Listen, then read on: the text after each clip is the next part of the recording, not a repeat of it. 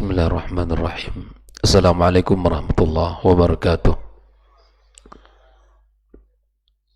Alhamdulillah.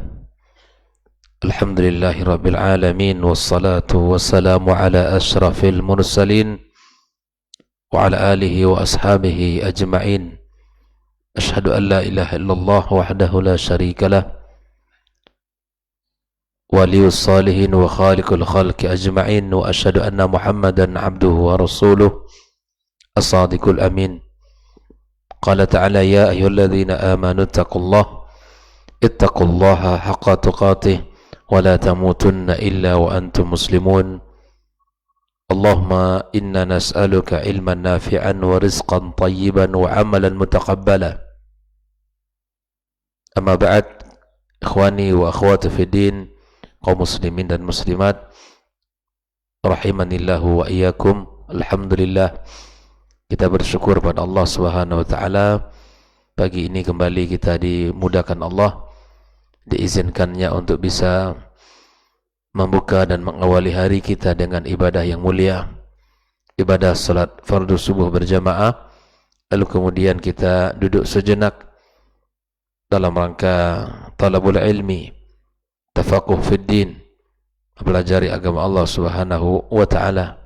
Mudah-mudahan ibadah kita, salat kita, doa-doa kita serta zikir-zikir kita dan ilmu yang kita pelajari menjadi menambah dalam catatan kebaikan kita di sisinya. Kemudian ucapan salawat dan salam untuk Nabi kita sallallahu alaihi wasallam. Mudah-mudahan kita mendapatkan syafaatnya pada hari kiamat kelak. Dan kita berharap salawat dan salam juga tersambung untuk keluarga Nabi kita sallallahu alaihi wasallam serta anak keturunannya, para sahabat yang telah berjuang bersamanya, dan siapapun dari umat ini yang senantiasa setia di atas jalan sunnahnya sampai hari kiamat kelak. Kemudian kita berdoa pula untuk orang-orang yang telah berjasa dalam hidup kita, orang tua kita, ibu bapa kita, yang telah membesarkan kita, yang telah mengorbankan apa yang mereka punya demi kebaikan kita di dunia dan di akhirat kelak. Semoga Allah Subhanahu wa taala ampunkan dosa-dosa mereka dan Allah tinggikan tempat dan derajat di sisinya. Untuk para guru kita, para pendidik kita yang telah mengajarkan ilmu kepada kita, yang telah mengenalkan al-haq dan yang batil kepada kita, mudah-mudahan Allah Subhanahu wa taala Allah berikan kedudukan yang mulia di sisinya, dan Allah Subhanahu wa taala berkahi anak dan keturunan mereka. Ikhwani wa akhwati fi din, kaum muslim dan muslimat rahimakumullah. Kembali kita bersama kitab Ad-Durus Al-Muhimmah li'amatil ummah li samahati Syekh bin Baz rahimallahu taala rahmatan wasi'ah. Pagi ini kembali membahas tentang bentuk-bentuk daripada kesyirikan, kelanjutan dari pelajaran yang keempat, yang mana setelah kita bahas ya bentuk-bentuk tauhid di dalam Islam atau pembagian tauhid, kemudian kita lanjutkan bahwa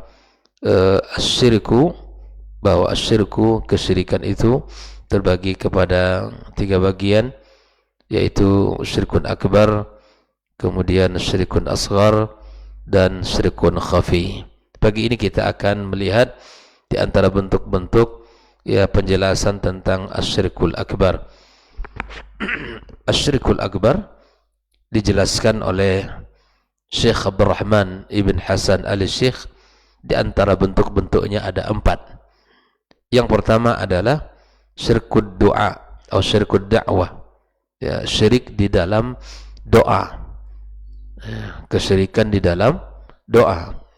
Di antara dalilnya adalah firman Allah Subhanahu wa taala dalam surat Al-Ankabut ayat 65, fa idza rakibu fil fulki da'u Allah mukhlishina lahud-din falamma najjahum ilal barri idza hum yusyrikun.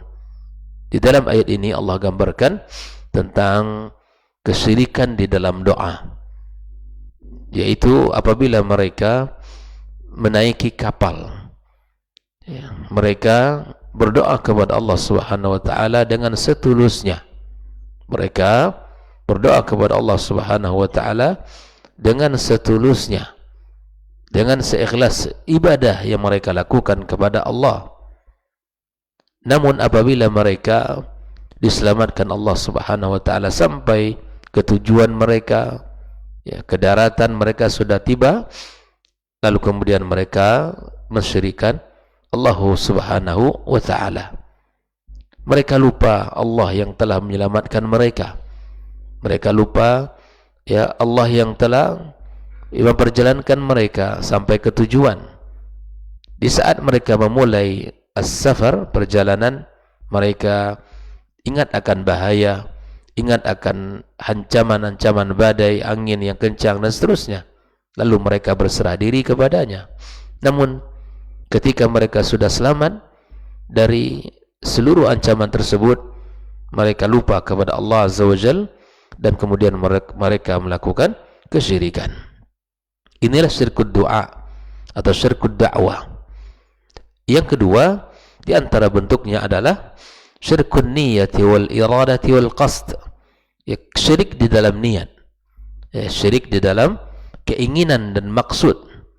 Allah Subhanahu wa taala menggambarkan dalam firman-Nya, "Man kana yuridul hayatad dunya", barang siapa yang menginginkan kehidupan dunia, wa zinataha, dan perhiasannya, yang menginginkan dunia dan segala perhiasan yang ada, nuwaffi ilaihim a'malahum, ya, nuwaffi ilaihim a'malahum fiha wa hum fiha la yubkhasun, kami berikan kepada mereka pahala, ya, yang sempurna kepada mereka. Mereka tidak akan pernah dirugikan, kata Allah. Ulaika alladhina laysa lahum fil akhirati illa an-nar wa habitha ma sana'u fiha wa batilum ma kanu ya'malun. Ini adalah setelah mereka ini, kata Allah Subhanahu wa taala, orang-orang yang tidak ada bagian pahala bagi mereka di akhirat kelak kecuali neraka, dan berguguranlah seluruh apa yang telah mereka kerjakan. Wa batilum ma kanu ya'malun, tidak mereka dapatkan sedikit pun karena niat yang salah, niat yang tidak betul, niat yang melenceng dari perbuatan amal saleh itu, mereka tidak mendapatkan balasan dari Allah Subhanahu wa taala. Kita tahu bahwa niat merupakan dasar utama di dalam segala perbuatan. Seseorang tidaklah mendapatkan bagian dari pahala kecuali sesuai dengan niat yang telah ada padanya. Nabi mengatakan dalam hadisnya, innamal a'malu binniyat wa innamal likulli imri'in ma nawa.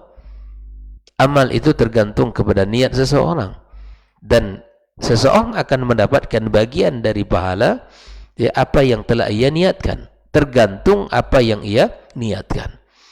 Maka jangan sampai niat ini dan tujuan kita, ya, tidak untuk Allah Subhanahu wa taala. Jadikan segala sesuatu dasar dari amal kita Allah Azza wa Jal. Jadikan tujuan kita hanya Allah Tabaraka wa taala. Tidak boleh kita, ya, melakukan amalan yang kemudian amalan itu kita berikan kepada yang lain, yang pada intinya bahwa itu akan merugikan kita di hari kiamat kelak, merugikan seseorang di hadapan Allah Azza wa Jal.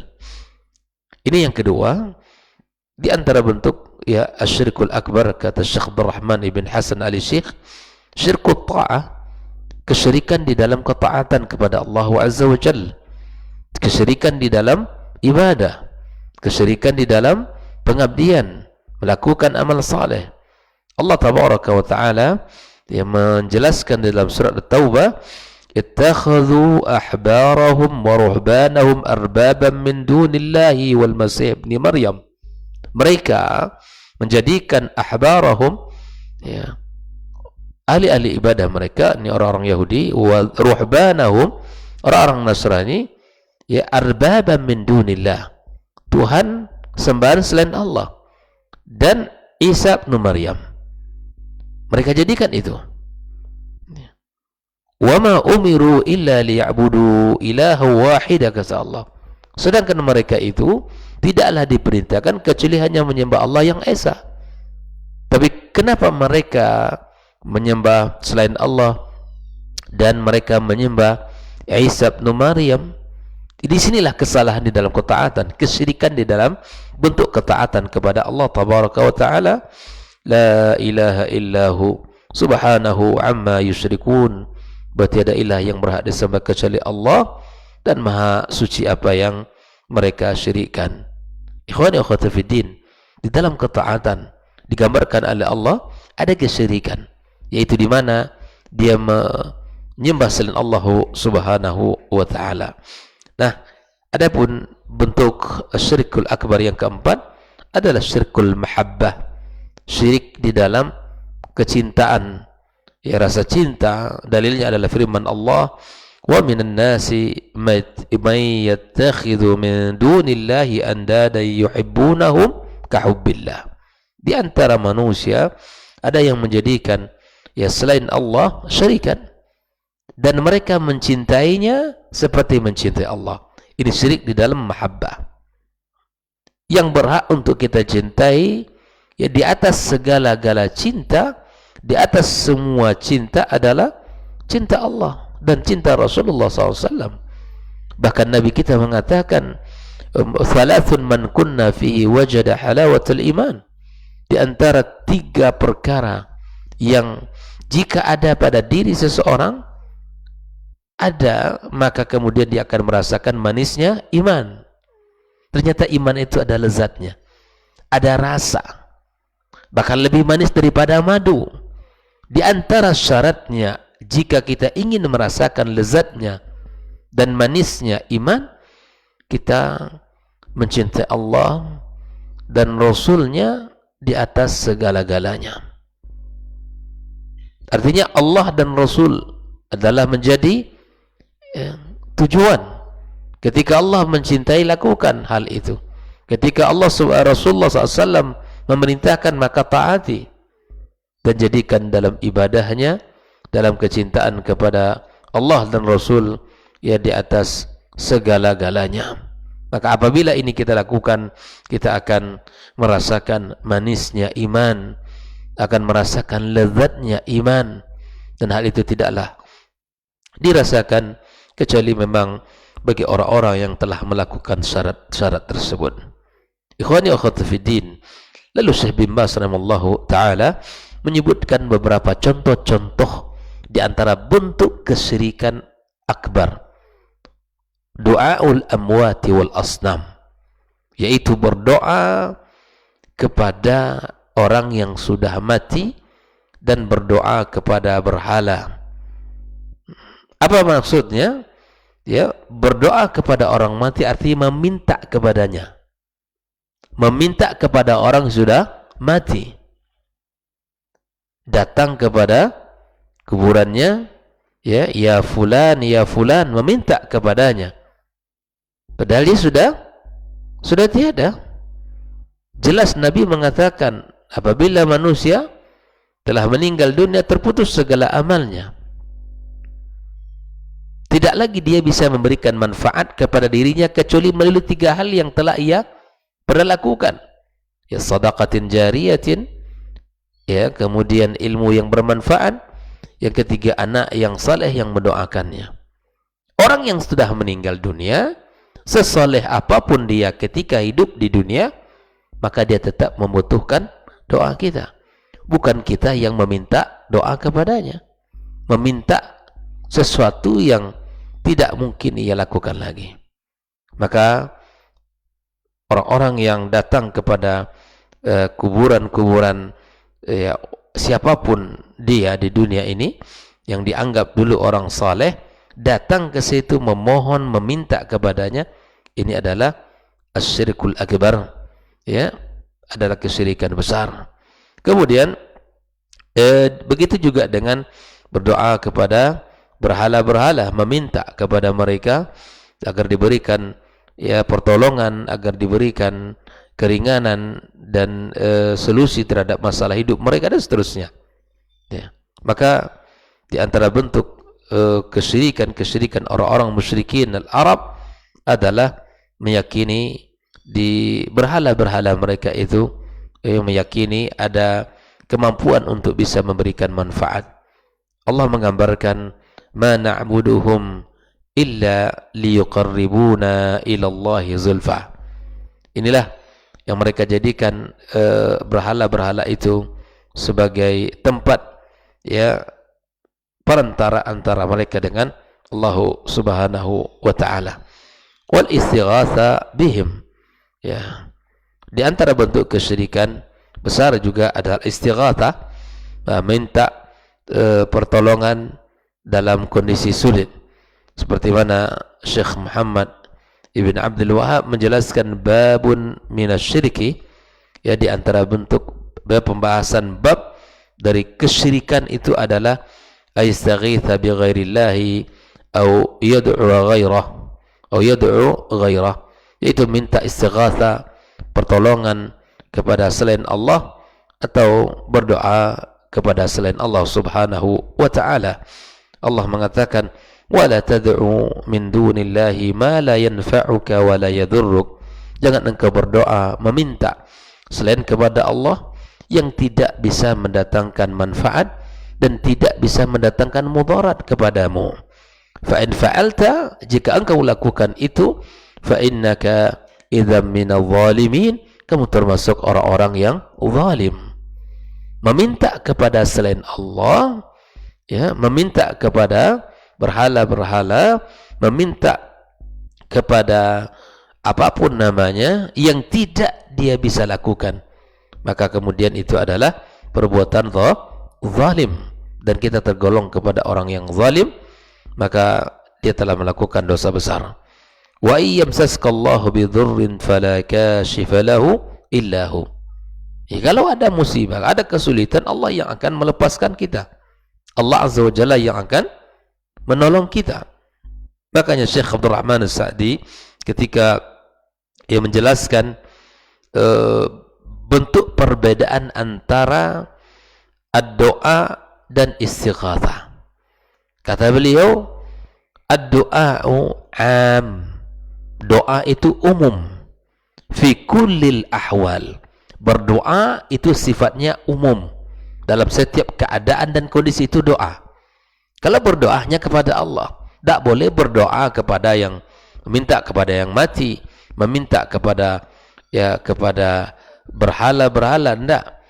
Tetapi meminta hanya kepada Allah, dan itu dilakukan dalam setiap keadaan dan kondisi seseorang, baik dalam kondisi susah maupun kondisi senang, baik dalam kondisi sulit maupun kondisi sempit. Dan itulah semuanya dia berdoa kepada Allah dalam kondisi apapun. Adapun istighatsah hiya du'a'u lillahi fi halati syada'id. Ya, berdoa istighatsah adalah meminta, ya, meminta di saat kondisi sulit. Itu adalah istighatsah. Sering ya kita dengar di kita ini dalam kondisi-kondisi ya hujan ataupun musibah-musibah yang melanda negeri kita, dibuatlah istilah mari kita beristighatsah. Istighatsah di tanggal sekian di bulan itu dan seterusnya dilakukan. Ya, ketika musibah datang maka dilakukanlah istighatsah dan seterusnya. Fa kullu dzalika yata'ayyan ikhlasu lillahi wahdah. Baik itu berdoa ataupun istighatsah wajib hukumnya untuk Allah. Tidak boleh kita melakukannya selain kepada Allah. Ya, wa huwal mujibud du'a wa huwal mujibu lida'id da'in. Dialah Allah yang akan mengabulkan permintaan orang yang berdoa. Al-mufarriju li kurbatil makrubin, yang akan melapangkan, yang akan menyelesaikan segala kesulitan orang-orang yang dalam ujian. Wa inda'a ghairahu min nabiyyin aw malakin aw waliyyin aw ghairahum aw istaghatha bi ghairillahi fima la yaqdir alaihi illa Allah fa huwa musyrikun kafirun. Orang-orang yang berdoa meminta beristighatsah ya kepada nabi yang setelah dia meninggal, kepada malaikat, atau kepada wali yang dianggap wali, atau kepada siapapun, atau beristighatsah selain kepada Allah yang mana mereka tidak mampu melakukan itu, tidak mampu melakukan itu kecuali Allah, maka ini syirik dan dikhawatirkan tergolong kepada kekafiran. Maka berhati-hati dalam berdoa, ikhwani wa akhwati fiddin. Berhati-hati kita di dalam memohon, beristighatsah ke namanya, berdoa ke namanya. Berhati-hati jangan sampai itu kita berikan selain kepada Allah Subhanahu wa taala. Ikhlaskan hanya untuk Allah, lakukan. Bahkan Allah telah menjelaskan dalam banyak ayatnya bahwa Allah akan mengabulkan permintaan kita, mengabulkan permohonan kita. Tapi kenapa kita minta kepada selain Allah yang tidak mampu tidak memiliki ya kekuatan apa-apa? Kenapa kita harus mendatangi ya selain Allah Azza wa Jalla dalam permohonan kita? Ya. Maka itu ikhwan fillah, ini adalah hal yang mesti kita ya berhati-hati di dalam kehidupan ini. Wan nazar lahum, dan bernazar untuk mereka. Ya, nazar kenapa tidak boleh kepada selain Allah? Karena nazar itu sendiri ibadah. Ya. Allah memuji orang-orang yang menepati nazar mereka. Wa amara sallallahu alaihi wasallam bil wafa'i bi nazir ta'ah. Nabi menyuruh seseorang apabila dia telah bernazar ya di dalam kebaikan untuk memenuhi nazarnya. Sedikit kita berikan penjelasan bahwa nazar hukum asalnya adalah makruh. Memulai nazar itu hukumnya makruh, tidak dianjurkan. Ya. Kenapa? Karena nazar itu yang pertama telah membebankan kepada dirinya sesuatu yang tidak dibebankan Allah, makanya tidak terpuji. Yang telah diwajibkan saja lakukan, belum terlaksana. Ini ditambah pula beban dengan sesuatu yang tidak diwajibkan Allah. Karena nazar apabila dilafazkan hukumnya wajib untuk dipenuhi. Ya. Yang kedua, sebagian ulama mengatakan karena orang yang bernazar itu sama seperti orang yang ya ibarat di dunia ini memberikan syarat kepada Allah. Kalau aku dapat itu baru aku lakukan ini. Seperti orang menyogok. Gitu kan? Diberi ini asal kalau aku dapat itu aku beri ini. Seperti itulah kira-kira. Makanya hal ini tidak terpuji. Perlu kita ketahui bersama, orang yang bernazar ya, misalnya sakit anaknya, dia akan berpuasa sekian hari. Ketika anaknya sembuh dari penyakit itu bukan karena nazarnya. Ketahuilah itu, sembuhnya anak dari penyakit bukan karena nazarnya. Bukan karena nazarnya. Maka itulah bahwa ketika orang bernazar, ya memulai nazar itu sangat tidak dianjurkan. Karena yang pertama apa tadi? Karena dia membebankan pada dirinya sesuatu yang tidak dibebankan oleh Allah. Yang kedua, qillatul adab, tidak beradabnya kita kepada Allah, melakukan sesuatu dengan syarat. Kalau Allah berikan ini, aku lakukan ini. Ini tidak memiliki keyakinan kepada Allah yang utuh akan takdir Allah Subhanahu wa taala. Allah telah berikan kepada kita jalan, solusi agar selalu berdoa, yakin dengan doa Allah akan kabulkan. Maka mintalah kesembuhan anaknya, mintalah dimudahkan urusannya, ya, mintalah dimudahkan urusannya. Maka kita cukup berdoa kepada Allah tanpa kita harus melakukan ya nazar. Yang ketiga, karena kalau kita bernazar, ketahuilah ya apa yang kita inginkan tersebut bukan karena nazarnya itu. Katakan tadi ketika anak kita sakit, kita bernazar agar kalau dia sembuh kita melakukan ini dan itu. Maka ketahuilah sembuhnya anak bukan karena bukan karena nazar dia. Nah, oleh karenanya apabila nazar telah terlafazkan, maka wajib untuk dibayar, untuk dibayar. Wa kullu amrin madahu Allah azza wa jal atau athna ala man qama bihi atau amara bihi fa huwa ibadah.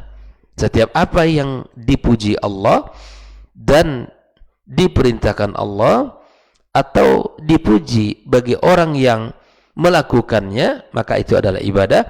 La yajuzu sarfuhu li ghairillahi azza wa jalla. Tidak boleh kita berikan selain kepada Allah Subhanahu wa taala, termasuk nazar. Allah memuji mereka yang memenuhi nazar. Nabi SAW menyuruh untuk dilakukan atau memenuhi perintah nazar yang berupa nazar dalam ketaatan.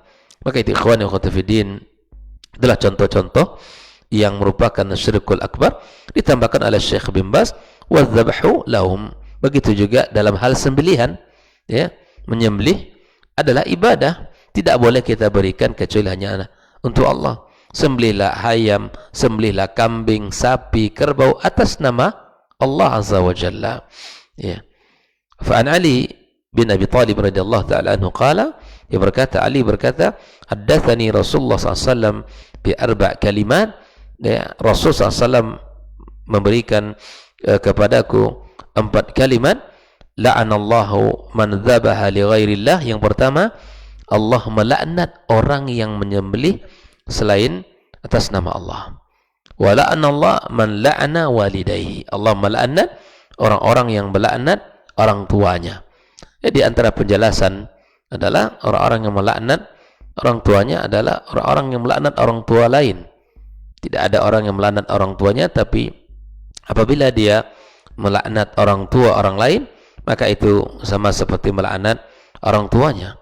Wala'anallahu man awa muhdithan. Allah juga melaknat orang-orang yang melindungi pelaku bid'ah dalam agama. Wala'anallahu man ghayyara manarul ardh. Allah juga melaknat orang yang merubah batas tanah. Itu juga dilaknat oleh Allah Subhanahu wa taala.